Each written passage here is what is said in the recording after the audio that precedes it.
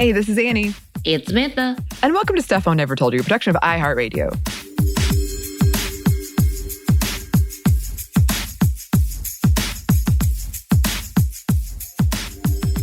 And it's time for another Female First, which means we are once again delighted to be joined by the wonderful, magnificent Yves. Welcome, Yves. Yay! Hey, thank you for the welcome. Back for another installment. I'm excited as usual. I'm excited too. I'm excited for a lot of reasons about this one. I feel like we always have these really interesting conversations before we start recording. This one, we talked a lot about teeth. Yes. But I want to ask you, Yves, a couple questions. One, are you a morning person? It depends on the time of year and the phase of life. So right now I am, because I really love starting my mornings with like yoga and meditation. So right now I am. And that's probably going to be an indefinite thing, because honestly, when I was younger, I wasn't a huge nighttime person. Like, I knew people who could stay up all night working, watching TV, and I was never like that. So I would say, yes, I'm more of a morning, midday, and I also love sunlight. So I think I'll probably stay in that area. Yeah. Samantha and I were curious because when we record these, you're always like, let's do 10 or 10. Oh, God. Okay, so here's my apology for that. Right now. No. You don't have to apologize. I do think about that, because I do say 10:30. It's because, I feel like it's at that time of day where it's like, if I need to do any like refreshing right before I have time to do that, I know my voice is woken up a little bit more, but it's not too late in the day where I'm like, okay, like done away with all of that other mess. Like, it's time for me to be with myself. So I just feel like it's a good time of day for me. But if you're not cool with it, just let me know. No, I actually, I've kind of gone through a shift. When I was younger, I was very much like a night owl. I hated the morning, like dreaded them. That might have had more to do with not being a morning person necessarily, but like not liking school, who knows. But I had a really dramatic shift after college where I've become much more, I'm actually both a morning person and a night owl. Okay. But, yeah, you rarely sleep. What you're saying, I was going to say, what you're saying is I you don't sleep very much. But I'm somebody who's probably the most awake around this time, but almost everyone else I work with isn't. So a morning recording session is just rare for me. Okay. I've got no qualms or complaints. I was just curious. Okay. No, we had intended to start at 11:30, but because of me and me not being a morning person, I'm like, let's do it at 1. Like 1 sounds good. No problems. And this is not some weird way of trying to get you to change your ways. I was just curious.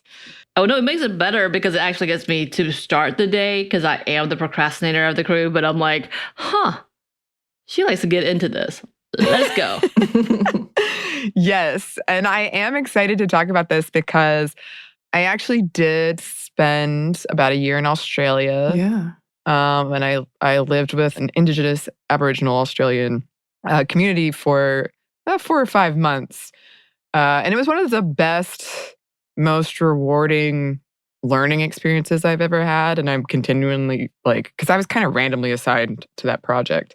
I'm continually grateful for it. So it brought back a lot of good memories and kind of the power of, I think we all like traveling here in this crew and like that. There's so many beautiful things there, and I had such a good time. So I'm very, very excited to talk about this. Yeah, I remember you mentioning that. I don't know a ton about Aboriginal culture. So you definitely obviously have way more living experience with it than I do. I've never even been to Australia. So seems like a really beautiful place though. And I know that there is a lot of history there when it comes to Aboriginal people and Torres Strait Islanders. And it's a history that is greatly marked by colonization and imperialism, as are a lot of other places around the world. And that there is a lot of hardship, but also a lot of beauty in Aboriginal culture. So I'm excited to talk about it too. So yes, who did you bring for us to discuss today, Yves? So, just a quick disclaimer before we begin. I understand that there may be some kind of sensitivity around hearing the names of deceased Aboriginal Australians for some people. So just wanted to put a content warning up front that some names will be mentioned here. If you are sensitive to listening to that kind of thing, then you might want to skip this episode at the time. And also just to say that there, as with naming and so many things, it's so in flux. It's so many times, and it's different for individuals as well as communities and societies when it comes to what we call these peoples, Aboriginal peoples, First Nations peoples, using specific cultural groups themselves. So the Noonuccal people, which are ones we're going to be talking about today, I'll try to interchange them a lot as we're speaking because I can't determine for anybody what they're comfortable with hearing. I'm just going by what is generally accepted to be good when it comes to usage for people who are not part of the cultures.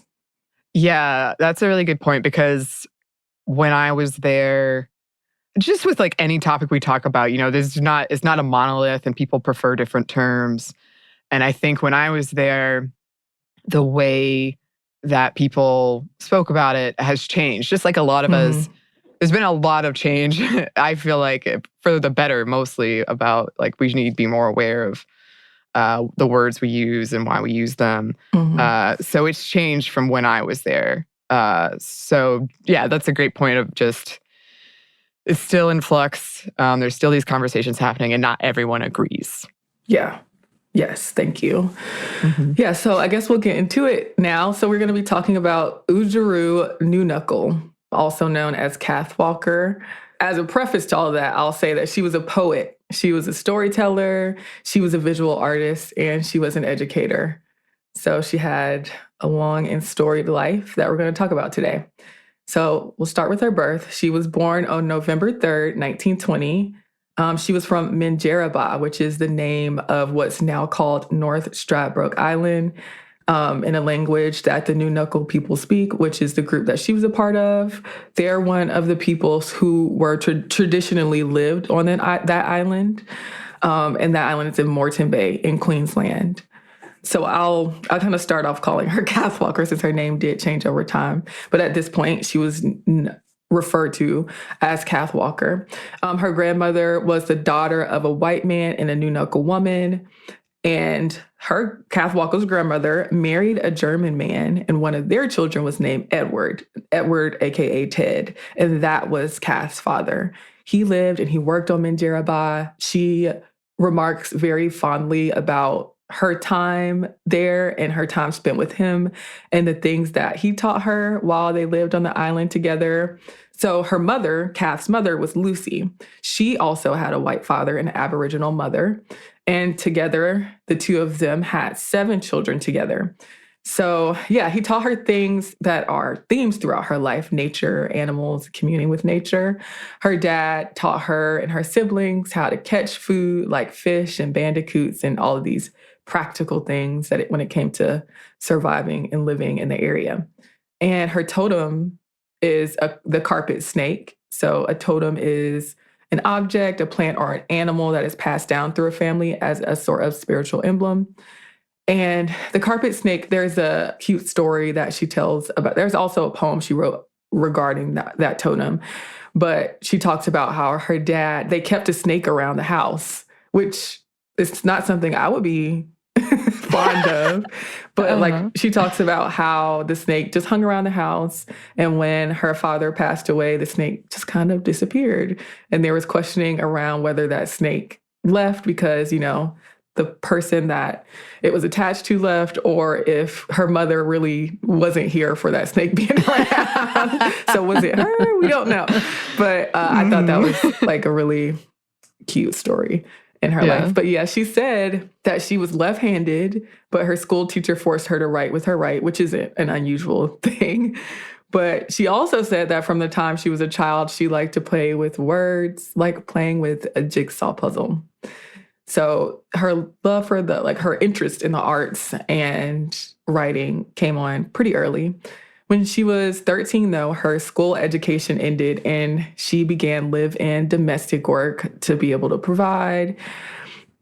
And for context, this was during the time of the Great Depression.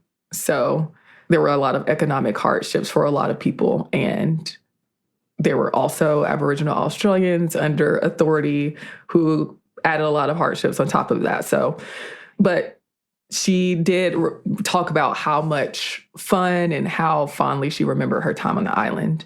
So in 1942, during World War II, she joined the Australian Women's Army Service. She also had other family members who were in the military.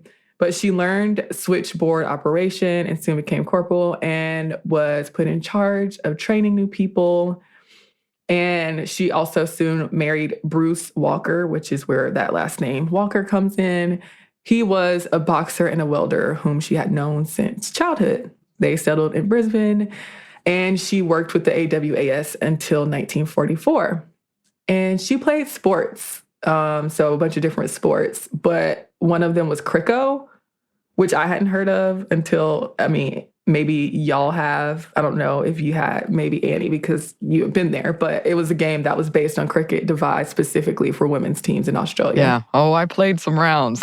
You did? Yeah. How were you at it?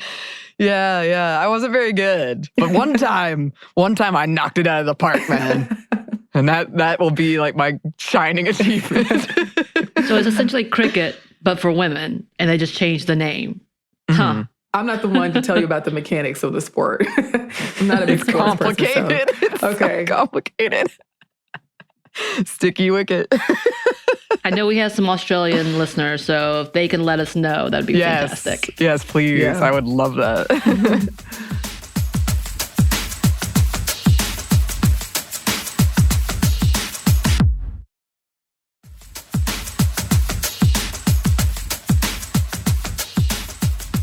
So she was interested in the Communist Party for a hot minute, was a little involved in it, read communist works, but she never really latched on there or in general aligned with political parties much, though she did decades later run in elections for the Labour Party and for the Australian Democrats.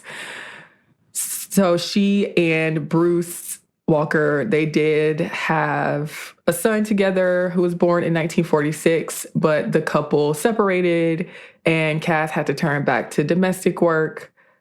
And a family that she worked for encouraged her to pursue her interest in the arts, and she later had another son with a member of that family.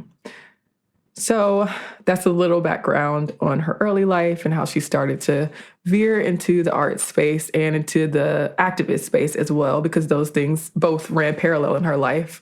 Like they went hand in hand. A lot of her work referred to the things that she cared about in general in life that were important to her, but that were also big issues at the time when it came to Aboriginal rights. So she joined the Brisbane Realist Writers Group, which was a group that met to read and critique each other's work. And she met this Australian writer named James Devaney who encouraged her to read and study other poets. So yeah, pause for a little bit more context in terms of colonization there, did what colonization does. Like you said earlier, Samantha, I know there are Australian listeners out there as well, but it's a thing that many people have been affected by around the world. And the European invaders who colonized the island brought with it a host of issues that are often universal issues that happen in other places, but ones that are specific to that place as well. And obviously, Aboriginal peoples existed and exist in that land. And among them, there was all this government control that was happening of the Aboriginal peoples and the Torres Strait Islanders. There were things like dispossession, movement restriction, family separation, poverty and hunger. I'm like laughing because these are things that like I can relate to as well when it comes to colonization in the United States. But yeah, so legislation in Queensland that limited the rights of Aboriginal peoples called the Queensland Acts as a whole was particularly devastating to them. There were ones like the Aboriginals Preservation and Protection Act, which was later replaced by the Aboriginal and Torres Strait Islander Affairs Act. There were a bunch of different policies that were enacted under these acts. But for instance, just to mention some of them, officers could control how Aboriginal people spent and managed their money. There was a Queensland Trust Fund that was under a lot of heat by a lot of the activists, including Kath Walker. And you can go and read more about that. But there was also other things, like the director of Native Affairs was the legal guardian of every Aboriginal child in the state. So there was a lot of paternalism happening. And a big part of Kath Walker's fight and other activists' fight was pushing back against this really huge, oppressive, paternalistic force and letting First Nations people control their own lives, to not have white people speak for them in politics and on councils, and instead for them to speak for themselves, which sounds like, duh, but that wasn't the case. She also campaigned for Aboriginal land rights. And as she said in one 1970 speech, quote, "The key requirements today are the return of land rights to the people and the implementing of legislation that will ensure independence and self-determination for the Aborigines of Australia." So she began to get more involved in the community and in council. She began attending meetings of the Queensland Council for the Advancement of the Aborigines and Torres Strait Islanders, also known as QCOTSI, I think is how you pronounce that. Years later, she also became the Queensland State Secretary of the Federal Council for the Advancement of Aborigines and Torres Strait Islanders. She has a long history of being involved with them. So over the years, she was doing a lot of things with that organization. At the same time, she was still writing. So she sent the publisher of Jacaranda Press her poetry manuscript, and he passed it on to reader Judith Wright, and she recommended publication. And the two of them did have a relationship. It was interesting that Judith Wright wrote a poem for Kath Walker, and then Kath Walker was so affected or moved by that poem that she said that she couldn't write a response till years later, and she did end up writing a response years later. But in 1964, We Are Going was published, and that was her first, which I realized we didn't say in the beginning. I didn't say in the beginning, but here's the first, surprise. It was the first published volume of poetry by an Aboriginal Australian. I like the surprise first. You're like the whole time like, ooh, what is it? What could it be? Well, that's how a lot of the TV shows are going, where they give you a good point of the plot and then they do the actual introduction. It's like, hey, here's what the show title is. This is what we're doing. Yeah. You have to be in the middle of it before you can find it. It's a surprise. It's like a multi-layered one. Mm-hmm. It was well received, but there were also people who dismissed it as just like protest poetry, just propaganda. Some people even accused her of not writing it because she was an Aboriginal Australian. She later said, quote, "One thing that happens when you have a bit of white blood in you and have a bit of white education is that when you misbehave, people say, aha, that's the Aboriginal in you. And when you accomplish something, they'll say, aha, that's the white coming out in you. It happened as a child and it still happens." She went on to publish more books. She published over the course of her life children's books, more poetry collections, essays. She did lectures, all those things. But in 1966, she published The Dawn is at Hand. She also got plenty of awards, which we don't need to go through all of them. But for instance, in 1967, she won the Jesse Litchfield Award for Literature. And her work sold pretty well. So between all this work that she and other activists were doing and the type of work that she was putting out through her poetry, she was a big voice in getting other people involved in the fight for Aboriginal rights. And eventually, all of this movement work that people were doing led to the 1967 referendum, in which Australians voted to amend the Constitution to allow the Commonwealth to make laws for First Nations peoples and to include them in population counts. It did not, though, this had already been done, because it did not grant Aboriginal peoples citizenship. They'd already had that. It didn't grant them wage equality either, or the right to vote. They'd already had the right to vote at that time in all states and Commonwealth elections. But hint, hint, there were still other repressive Queensland laws in place after that referendum was passed. In fact, Kath went on to say later that it was just like something that was done for white people's convenience. Like it was something that made them feel a little bit better about themselves. But it was still a point in progress that was fought for by many people who have been doing work to get to something like this. So not to just be dismissive of that, but also to acknowledge the fact that it was something that didn't completely measurably change and improve all the really serious conditions that Aboriginal peoples were facing. So, yeah, so she continued to travel and extensively nationally, campaigning for Aboriginal rights, having conversations on things like racism around the world, Aboriginal culture, poetry, conservationism, like environmental issues. She spoke in places like Malaysia, the Soviet Union, Nigeria, and the United States. And in 1970, she published My People. That first edition of My People, which is a collection of poetry, was dedicated to the Brisbane Aboriginal and Islander Council, whose policy is self-determination. That was the dedication in the front of My People. So clearly how important it was to say that and for her to mention self-determination at the front of that, which was something that was a shift in thinking for her in a way. She saw, in the beginning, a lot of these organizations that she was working with was headed up by white people, and white people approached her and other Aboriginal peoples to take part in these initiatives. But she began to see more of, over time, but she saw the benefit of union among Aboriginal peoples in them forming their own organizations rather than counting on the advocacy of white people in white-dominated organizations.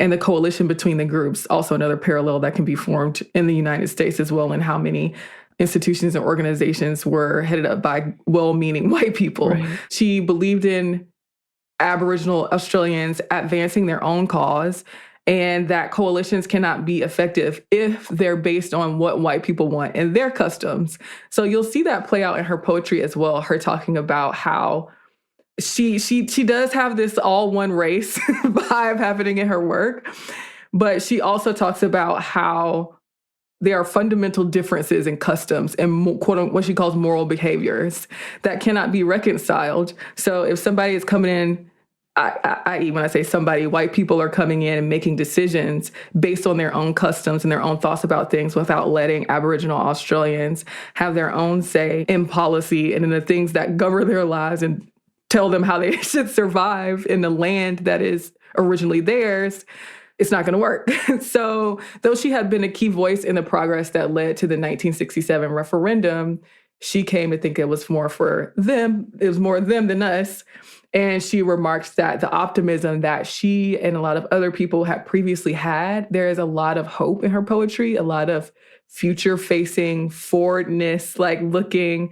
There's a lot of that in her poetry. But she and others at the same time were also understandably bending to the despair of facing the same problems, waning hope, an uncertain future, all the things that plague us as humans. But of course, in her specific situation, after you're trying so hard and being so vocal and exerting so much life force toward a specific cause and not seeing motion like you want to see it, as can happen then.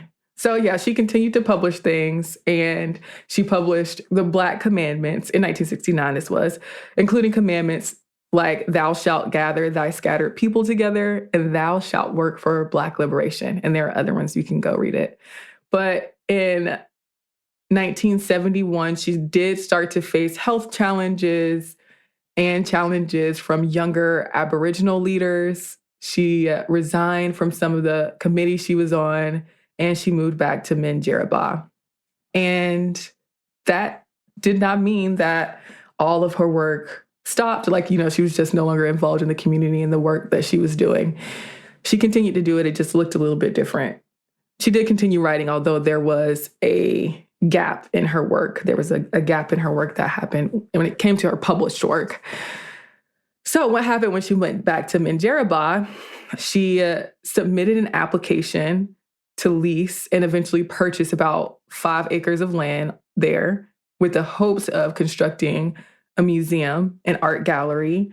And she did not get permanent ownership. She wasn't granted it, but she was granted a 25-year lease that was later extended to a lifetime lease.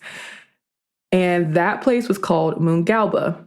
And that meant sitting down place is what I think that meant. And it became more than a museum and art gallery. It was a place for learning and cultural exchange.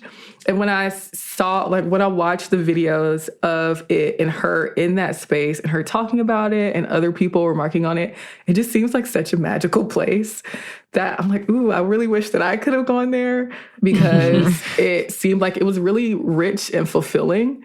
And also a place where cultural exchange happened. It happened for children, and it was just really nice to see her interacting with them and like how enlightening something like that can be.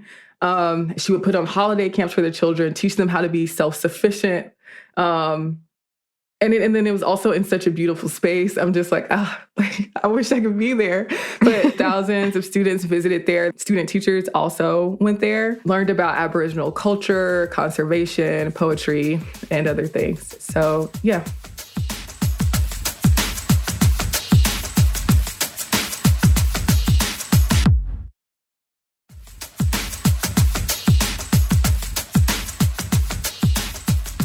There is one story that had a bit of traction in her life, and that was the story when she was on a plane that was hijacked, and they wanted Palestinian prisoners to be released. And she wrote while she was on that plane on the back of a sick bag. So while she was on the plane, she was writing poetry. One was about, and you can go read, there are 2 poems that she wrote, one about the situation and another one about one of the hijackers. The name of the poem is Yves, I believe. That was the name of the hijacker, who she found out had previously been a pediatrician. And she, in that poem, is remarking on how he once held children and instead now is holding a rifle and things like that, with a lot of compassion. Like, there was a lot of compassion that ran through her poetry. So I will talk about her poetry for a little bit. She wrote about a bunch of different things. Obviously, it was very intertwined, like I said, with the causes that she cared about and her activism. But there was a range of emotions and like human things that humans can relate to that she wrote about. So there were things like racism, assimilation and integration. She remarked a lot on the hypocrisy of white Christians, specifically denigrating First Nations Australians, and how backward it was for them to proclaim to be a part of this religion and not express that in ways towards First Nations Australians. She talked a lot about living with nature, Aboriginal spirituality and folklore, being her own dedication to advancing Aboriginal rights. She talks about that in the poem My Love, and just how dedicated she is to it and how it's inextricable. Like, she has to do it and she's compelled to do it, and how important it is to her. And the necessity of sorrow and grief, how they go hand in hand with love. That was one that I really liked. Aboriginal customs like corroboree, which was a dance ceremony. She talked about hope in the future, like I mentioned earlier. So a lot of her poems are technically simple, but moving, and also obviously very meaningful to her and to her community in general. She published children's books like Stradbroke Dreamtime and Father Sky and Mother Earth. And that was in the 70s and 80s. And she was also a visual artist, and she created illustrations that accompany her poetry. So she did a lot. And in the documentary Shadow Sister, she said that she didn't have a lot of money, but that she was rich in peace and serenity when she was at Moon Galba. She seemed very content when she said that. I like that. I feel like a lot of the work that she was doing, especially as she was in all of her works, is a lot about preservation and making sure that her culture is remembered. Because I'm guessing before she started all of this, she knew a lot of things from her parents, her father, who would teach them, but it was all word of mouth. And we know we've lost so much because when we do see things like colonization, they take away history. That's kind of the point of colonization, is to take one type of history and change it or remove it so that the oppressor's history can be the one that dominates it. So it seems like this is something that she was able to do in such a beautiful way, in a way that a lot of people don't have the talent, including myself, to do so, to preserve her culture. And it makes me both happy and sad to know that I'm glad she was able to do it and in such an amazing way to express it, but also that it has to be this way. And in order for it to continue is for her to continue to fight. And she was in her 50s when she kind of stopped, quote unquote. Mm-hmm. That's a long time to be working as young as she was when she started to try to fight for just her existence and her people's existence. Mm-hmm. Yeah. It's, I like that you said preservation, because that showed up in her work in so many different ways, like the actual preservation of the land, but also the preservation of her culture, in a very tangible way, because she was writing things down about her life specifically. So the preservation of her own singular history, but also of the traditions and the customs that she was familiar with. She was able to share those in person during her life, but also in works that lived a lot longer after she did. Mm-hmm. So, like I said, she had a gap of writing. She hadn't written poetry in years when she went to China in 1984. But she was inspired to write again when she was there. And those poems were published in English and Chinese. It was called Cath Walker in China. So the year of publication was 1988, but the books didn't get to Brisbane until late 1989. She also worked on a film as a consultant, the film The French Dwellers, and she had an acting role in that film. And she was known as Cath Walker up until 1988, like I said, but upon the Australian bicentenary in 1988, which was a marker of the arrival of the first fleet of British convict ships in Australia, Oodgeroo handed back her Member of the Order of the British Empire, which she was awarded in 1970, and she publicly changed her name to Oodgeroo, which is a word for the paperbark tree. And she did use the name privately before this, but this is when, in a symbol of protest and solidarity, she did hand back that medal that was awarded to her by the empire, who still hadn't done things while at the same time she was being given this medal for a thing. So, as many people did return or reject their medals from the British Empire, she did the same in that moment. It's been 200 years and we're still fighting for the same things. And I don't need this empty marker of achievement or accomplishment. That's less important than what's more important. And she showed that by changing her name to Oodgeroo. So she was recognized during her lifetime, and after she received honorary doctorates from several universities, and she passed away in September of 1993. But like I said, you can still read her work. Some of it's a little bit harder to access, but her book, My People, is actually still in print and on the 5th edition, I believe. I recommend that you read it so you get a chance to see some of the stuff that she did write. But I really connected to a lot of her poems, and even though I have no personal lived experience of being an Aboriginal person, and I still was able to form a lot of connections with the poetry that she wrote as a person who cares about and has experienced a lot of the same issues that she was talking about. For instance, one of her poems called The Past especially stood out to me specifically in this moment because it's February and we're in Black History Month. And I'm consistently thinking about the past, but of course in this moment it's specifically appropriate. The poem talks about nostalgia, communing with ancestors, her being in the space where she is today in this mode of comfort. I think she says she was by a heater in a chair or something like that. These technologies that we have today, her taking herself back to a place in the woods, in nature, by fire, being able to commune with her ancestors and to be in a space that was in her blood, also intimating that the past is not gone, that this moment that we're in is fleeting, And also that this moment that we're in is the culmination of so much history. And these are things that I think about all the time.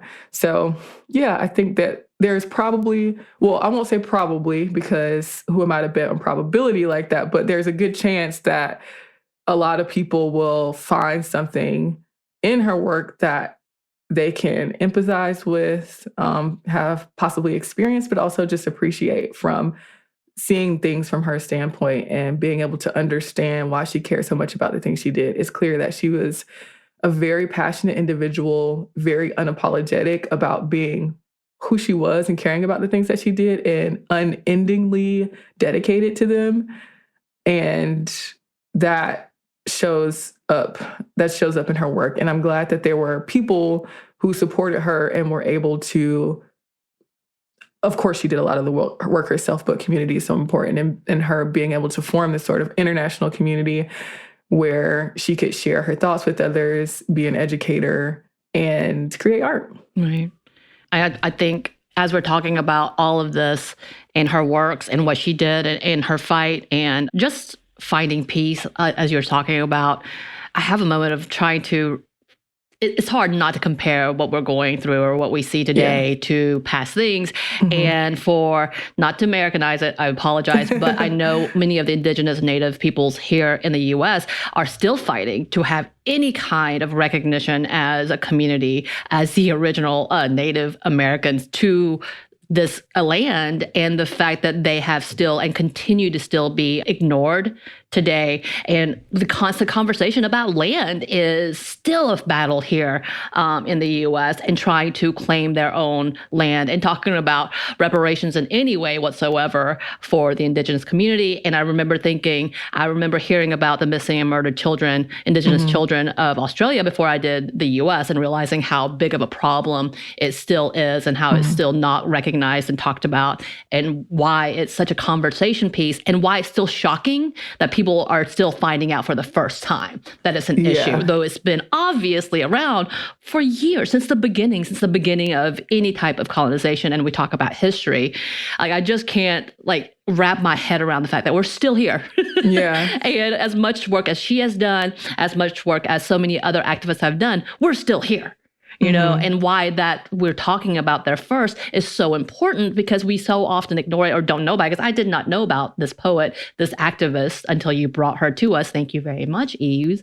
Yeah. But the fact of the matter is, we have to have these continued conversations because for so long, they're in the background. We push them, we as a society today, me as a person of color that is not of the indigenous or the Black community, have pushed them because we have not done the research, or we just don't know where to go sometimes. Yeah. But the fact that this is why this is so important, because we're still here. Yeah.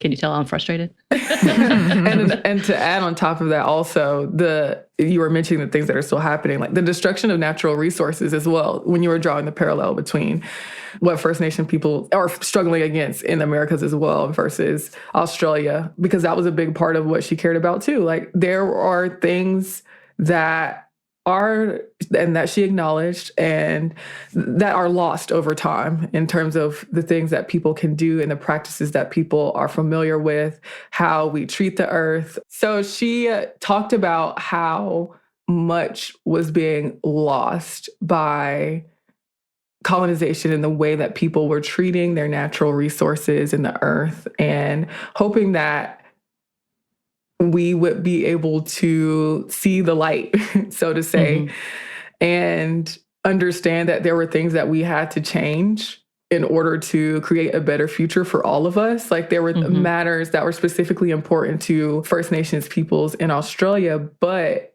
these were things that affected everybody. I said infected. That felt like a Freudian slip, because I guess technically we're infecting the earth as well. Yes. So killing off a lot of things. Yeah. But yes, to your point, Samantha, there are so many things that it can be discouraging to look and see that there were things that she cared about back into the mid 1900s and was talking about for decades over her lifetime and still haven't been addressed, let alone changed. Because a lot of the things that you were mentioning just now, Samantha, in terms of not only is it just they haven't been addressed, it's also like a lot of people are still in denial of the fact that they exist and are even happening.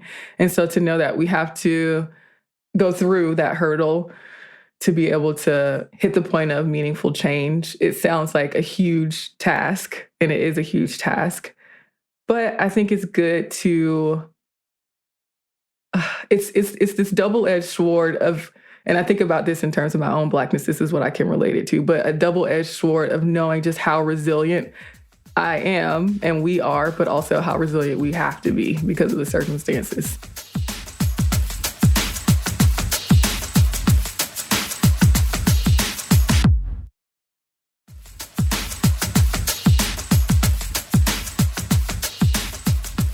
I can't, and I've been thinking on this a lot. We're about to do book club is Bell Hooks. And of course, she makes you think on every level. But it's been the conversation, and the word colonizer has been around for a long time, but it's kind of came back as a pointed argument to be like, hey, yes, colonization was bad, and this is why we need to talk about it. And now it's getting to the point that it's kind of in that CRT conversation of like, don't call me a colonizer. That's rude. Like, I'm not my ancestors. That conversation has been coming around.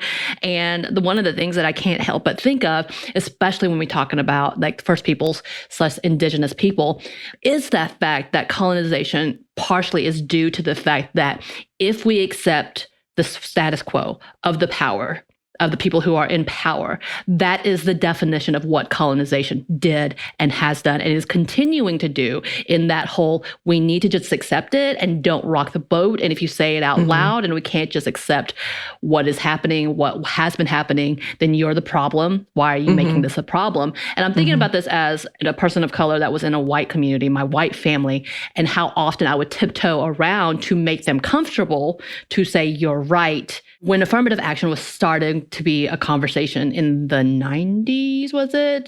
Especially when it came to colleges. I remember my family having a big debate about it, me coming in as a teenager, being the model minority that I knew I was supposed to be, said, oh yeah, I definitely don't want anything based on my race. I want to be able to say I earned it, which is a whole lot of bullshit.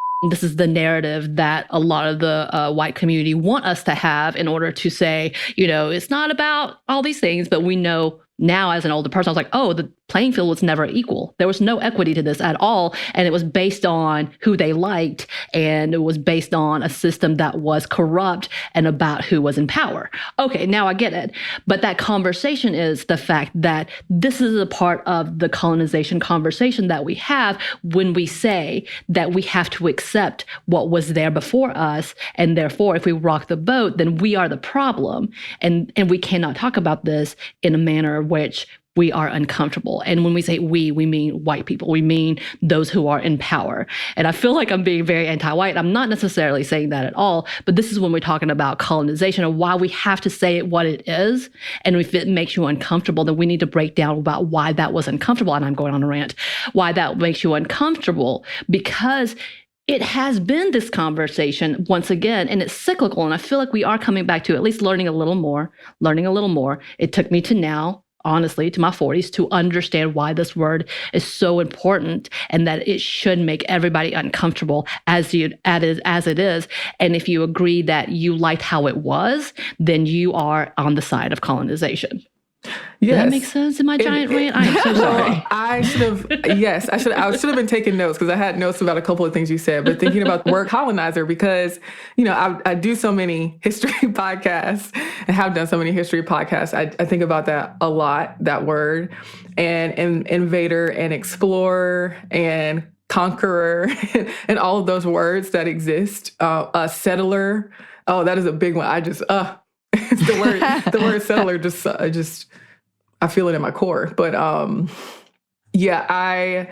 think about that a lot, and how difficult it is to talk about language, because it's something that is transformed so much and is also so important. And we all speak different languages in so many different ways, but also how one does not necessarily negate the other. I think that's a nuanced part of the conversation where it's like, words have connotations and they build connotations over time, but like somebody is a colonizer because they are a colonizer, because they did the deed, it's an active word. They did the deed of colonizing. And at the same time, okay, you can call them explorer from their perspective, they were exploring. So, I mean, both of those things can exist at the same time. And of course, both of those things have a lot of asterisks beneath them. It's like more conversation that needs to happen. But that's what happens when you have such a large thing boiled down into however many letters is in those words. Things deserve more conversation, and that's okay. Like, we don't have to be afraid of those conversations. And another thing that you reminded me of when you said you used the words rocking the boat, that was actually something that came up in Oodgeroo's story, because she was involved in these councils that had a lot of white people in them, like FCASI. And a lot of the people in there were trying to maintain the status quo, and she and others had to fight back against that. But and that wasn't just other white people, that was other Aboriginal peoples as well who didn't know what to do. Like, should we form a council of just Aboriginal peoples? Like, is that the thing that we should do? What is the best way to advance? And it's like, that's a question that we're forever going to be asking ourselves. Like, what is the right thing to do? We don't know until we do the thing. And even then, I don't know what's right and what's wrong. So sometimes, but yeah, that was also part of her story, and what she was able to do, or just exist in that lineage of people who she was able to do certain things because of other people who came before her. And then other people were able to have some sort of guidance because she had already taken all this action before them. And so this idea of self-determination, self-sufficiency, the ideologies, the thoughts in her own practice of activism, that changed over her time when it came to her being more about that solidarity and unity among Aboriginal peoples, and that self-determination was able to inspire and be a point on the timeline of that evolution. Right. Yeah, and her timing was right in there. She was obviously at the beginning of so many of the changes in Australia, as you were talking about, because, right, I was seeing that the majority of voting rights for Aboriginal people did not happen until like 1963. And though some states had the rights, it wasn't an overall countrywide thing. And she obviously was in the middle of that and a part of that. So she was in the fight. Now, my question is, because being active in so many of the communities, I'm like, I've often been the token person, and in being told, at least we got a person of color here. She exists. I wonder how oftentimes they would point and be like, look, we got one, which is also that whole like performative awarding. Like, I understand why she was like, nah, I don't want it. Give it back. I don't want anything to do with this, because I wonder how often that did happen in her life, being on the forefront of trying to make change, but being blocked in so many ways. Yeah. Yeah. I love that she was so active in the school and like with children. I really like that she wrote books for children and was trying to, at a young age, like have this influence and have these conversations that are so important. That's one of my favorite parts of her story. And working on podcasts, yeah, language is so important. It's so important. And you have to think about what word you choose and why you chose it and what impact it has. And she seems like somebody, I really encourage people to go out and read her poetry, because it's easy to read, but she does so much with like so little. Like, she immediately kind of like hooks you in. And you, even though the words might seem simple, like it resonates. It's powerful. And I think that shows like just how wonderful and of a writer she was, and how she knew like how to work with words and how to work with people's emotions, and that she was feeling these things and she was able to make you feel them too. And I think that's so much skill. And I'm so happy when you bring someone I haven't heard of and I'm like, oh, I get to read poetry. I know. Oh, I'm so moved. I love it. And that's the other thing about it. Like, it's not necessarily an easy read in terms of the context and what she's talking about, but it's, you can get through a book of poetry, it goes pretty quickly. So if you're hesitant or skeptical about any of it, it's not hard to pick up, Yeah. And I think that's one of my favorite things about art in all of its many forms is when you can have something like that, where you can bring people into this difficult subject matter. Yeah. But that in a way that they can connect to and will stick with them and make them think. Yes. Because if you're not particularly interested, and obviously, as we talked about her story, Oodgeroo was not steeped in the academic world. And that space can be so alienating to so many people and so foreign to so many people. And to say that because something is simple means that it's not valuable, I mean, doesn't make any sense. No. to put it smartly. Yeah. So it's good. It's good. Like they're so touching. So many is so touching and so visceral, and it does what poetry does. It does. Highly recommend seeking it out. There's plenty of places that have a lot of samples if you just want to taste to see if you're into it. But yeah, I really loved it. Well, have we wrapped up this story, Yves? I think that's all I got. All right. Well, thanks as always for coming. We're always so happy to have you. Happy to be here. Yes, thank you for bringing all these people who we need to know more of. Mm-hmm. Yes. Where can the good listeners find you? You can find me online at yvesjeffcoat.com, Instagram, not apologizing, Twitter. I know, I'm clearly jaded. At Twitter, at yvesjeffcoat. And on this very podcast here, doing other episodes of Female First for a lot of people you can go check out. Yeah. I love it. I love the jaded, find me. Here I am. If I exist. You should definitely seek Yves out if you haven't already, listeners. Her content is amazing. And you can seek us out as well. You can email us at stephanieandmomstuff@iheartmedia.com. You can find us on Twitter at momstuffpodcast or on Instagram at Stuff Mom Never Told You. Thanks as always to our super producer, Christina. Thank you. And thanks to you for listening. Stuff Mom Never Told You is a production of iHeartRadio. For more podcasts from iHeartRadio, visit the iHeartRadio app, Apple Podcasts, or wherever you listen to your favorite shows.